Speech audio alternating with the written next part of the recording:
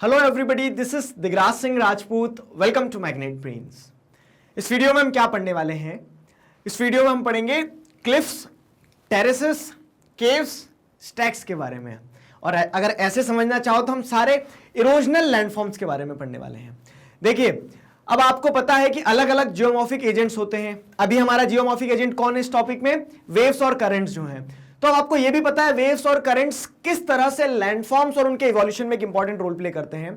तो वैसे अगर हम समझे ना यहाँ पे, तो मैंने जब आपको हाई रॉकी कोस्ट्स के बारे में बताया, लो सेडिमेंट्री कोस्ट्स के बारे में बताया, तो सारी चीजें समझा दी है। ठीक है, सारी चीजें समझा दी कि हाँ वेव्स और करंट्स जो किस तरह से इरोजनल और डिपोजिशनल फंक्शंस को परफॉर्म करेगी किस किस तरह के कोस्ट पे। फिर भी अब टॉपिक्स खुलते जाएंगे तो और नई नई चीजें देखते जाएंगे।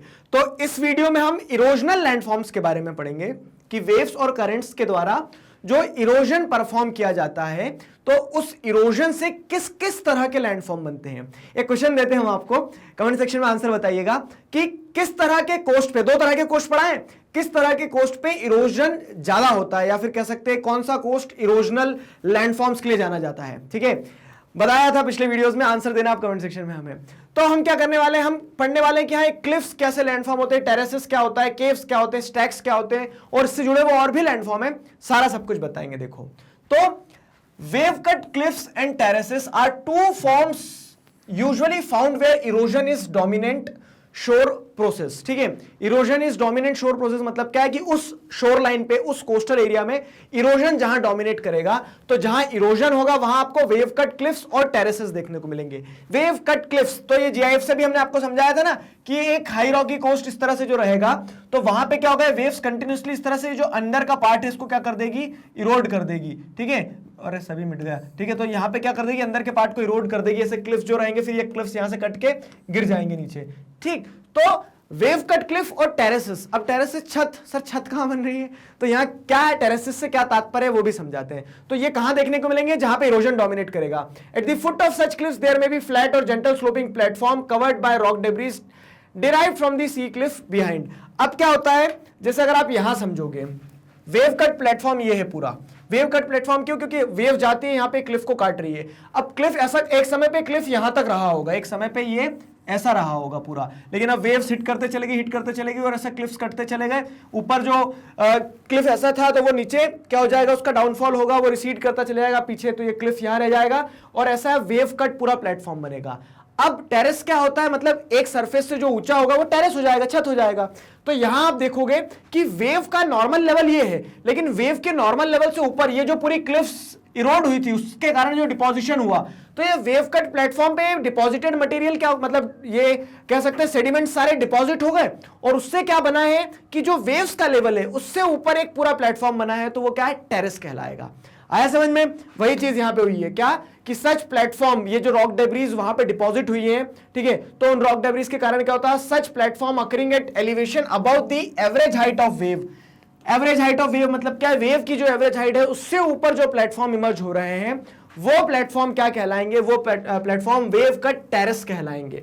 आया ना समझ में? वेव कट क्लिफ क्या है कि वेव ने नीचे से जाके उस पूरी क्लिफ को क्या कर दिया, काट दिया, ऊपर से वो जो क्लिफ थी वो गिर जाएगी।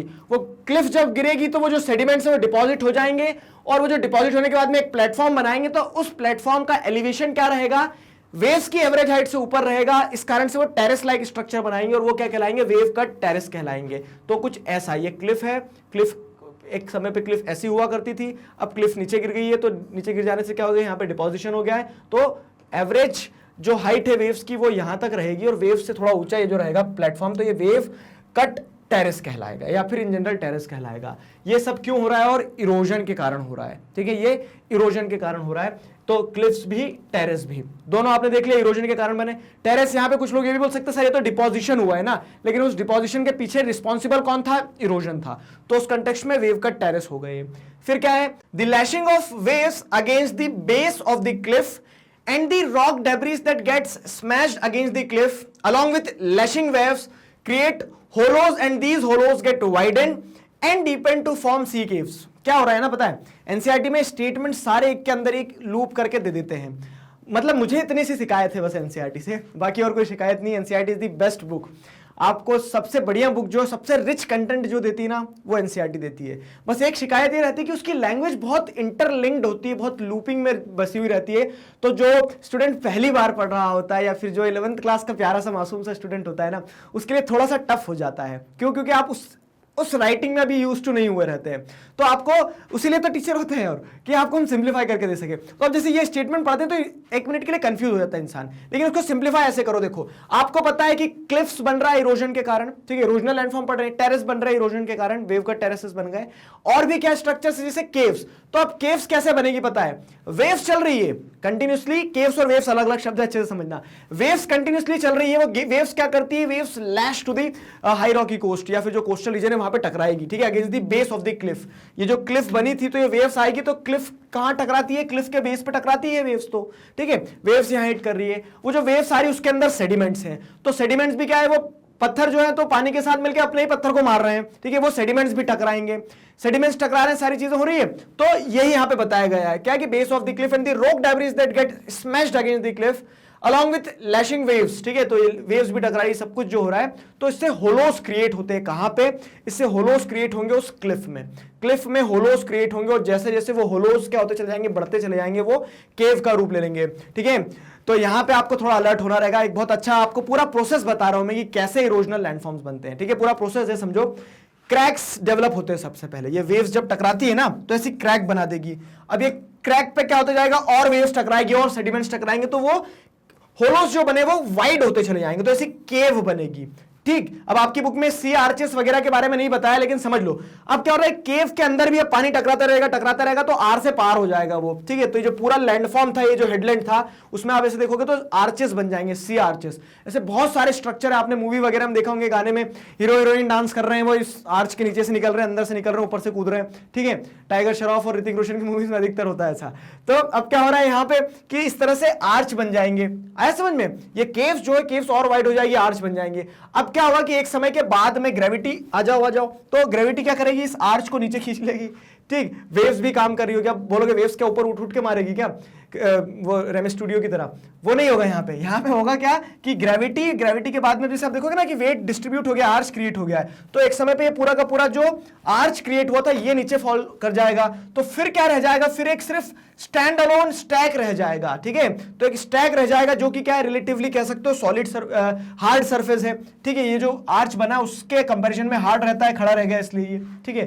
तो स्टैक खड़ा रह जाता है, लेकिन समय की मार है, मौसम की मार है, तो स्टैक भी धीरे धीरे क्या होते चले जाएगा, इरोड होते चले जाएगा, तो एक स्टंप में रह जाएगा और वो स्टंप भी एक दिन क्या हो जाएगा, पूरा इरोड हो जाएगा। तो अब आप ये जो देख रहे हो कि एक हंसता खेलता क्लिफ जो था वो क्या हो गया, वो इस तरह से स्टंप में, और स्टंप से बाद में सेडिमेंट्स में कन्वर्ट हो जाता है। ये जो पूरी प्रोसेस हुई है क्या हुई है, इरोजन हुआ है, ठीक है। तो इरोजन को अगर हम समझे यहां पे एक बार फिर से, तो वेव्स सेडिमेंट्स वो जब कंटिन्यूसली टकराते हैं तो सी केव्स बनती हैं। उन सी केव्स के साथ में क्या होता है, जब सी केव्स बन गई तो सी केव और वाइड होती जाएगी, आर्च बन जाएगा वो। अब आर्च बनने के बाद में क्या होगा, the roofs of caves collapse and the sea cliffs recede further inland, ठीक है। तो रूफ जो है केव की वो कोलैप्स हो जाएगी, ये और ये सी क्लिफ और इनलैंड रिसीड करते चले जाएगी पीछे, और रह कौन जाएगा, सिर्फ ये बेचारा स्टैक रह जाएगा। एक समय पे यहां पे भी क्या रहा होगा, ऐसा पूरा रूफ रहा होगा ये, ठीक है। अब क्या होगा कि एक समय पे जब ये रूफ रहा होगा, रूफ जब गिर जाएगा तो क्लिफ तो पीछे रिसीड कर गई, अकेला रह गया स्टैक।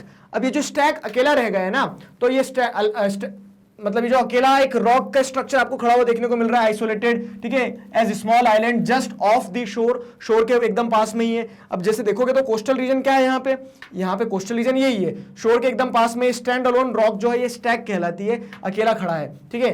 तो ये सी स्टैक हो जाता है। अब सी स्टैक भी क्या होगा, over the period of time, book में नहीं दिया लेकिन समझ लो, over the period of time sea stack भी क्या होता चलाएगा, इरोड हो जाएगा और ऐसा स्टंप बन जाएगा। आ गया ना समझ में? तो ये पॉइंट आपको ध्यान रखना है कि हाँ, इरोजनल लैंडफॉर्म्स में केव्स क्या है, स्टैक्स क्या है, टेरेस क्या है, क्लिफ्स क्या है।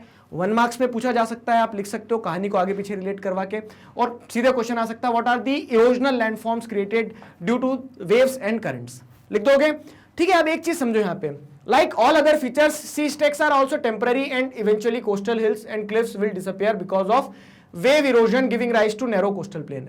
जिस तरह से एक पूरा का पूरा क्लिफ था मजबूत, वो इरोड होता चले गया, तो ये सी स्टैक क्या चीज है, वो भी एक समय पे इरोड हो जाएंगे, परमानेंट नहीं है, ठीक है। अब जब ये सारी चीजें इरोड हो रही है, इरोजन हो रहा है, और सारी चीजें इरोड होकर बनेंगी क्या, नैरो कोस्टल प्लेन्स। मैंने बताया था ना कि इनिशियली जो इरोजन होगा तो वो इरोजन कंटिन्यूसली नहीं चलता रहेगा, सब क्लिफ को तोड़ दोगे उसके बाद में सेडिमेंट से वो डिपॉजिट पे तो होंगे, और जब डिपॉजिट होंगे तो वो क्या बनाएंगे, वही बैरियर बार्स बनेंगे, लगून्स बनेंगे, कोस्टल प्लेन्स बन जाएंगे, कोस्टल प्लेन्स बन गए, and with onrush of deposits from over the land behind may get covered up by alluvium or may get covered by shilling or sand to form a wide beach। ठीक है, तो अब पीछे से आप जैसे देख रहे हो तो रिवर वगैरह आती तो वो अपने डिपॉजिट्स को वहां पे डाल सकती है, या फिर जो शिलिंग्स है, सैंड्स है, वो डिपॉजिट हो जाएगी और स्लोली एंड ग्रेजुअली क्या हो जाएगा, इस तरह के कोस्टल प्लेन्स आपको बनते को देखेंगे। ठीक है, तो यही वो पूरा प्रोसेस तेज करके बता दिया थोड़ा सा कि हाँ कैसे क्रैक डेवलप होता है, केव, सी आर्च, स्टैग भी पानी में मिल जाता है, सब कुछ वो सेडिमेंट्स जो है, तो इस तरह से पीछे क्लिफ रिसीड करके और आगे कोस्टल एरिया बन जाएगा फिर। ठीक है, तो this was all about cliffs, terraces, caves and stags which are commonly known as erosional landforms form due to the क्या था form due to the waves and currents. ठीक है, तो ये सारा सब कुछ हमने पढ़ा है। नेक्स्ट वीडियो में हम क्या पढ़ने वाले हैं, नेक्स्ट वीडियो में अब हम डिपोजिशनल लैंडफॉर्म्स के बारे में पढ़ेंगे, चीजें रिपीट ही हो रही है यहाँ पे। तो नेक्स्ट वीडियो में हम क्या करेंगे, डिपोजिशनल लैंडफॉर्म्स के बारे में, बीच वगैरह के बारे में थोड़ा सा जान लेते हैं, कुछ 1 मार्क्स के हिसाब से इंपॉर्टेंट डिटेल आ जाएगी। क्लास 4 से क्लास 12 तक इसी तरह से सभी सब्जेक्ट्स, सभी चैप्टर्स, सब कुछ सिस्टमैटिक वे में मैग्नेट ब्रेन्स पर आपको अवेलेबल है। आप इन्हें बहुत आसानी से देख सकते हैं, घर बैठे अपना सिलेबस कंप्लीट कर सकते हैं। अपने जूनियर्स और सीनियर्स को जरूर बताइए मैग्नेट ब्रेन्स के बारे में। मिलते हैं नेक्स्ट वीडियो में, till then stay connected, keep learning. Thank you very much.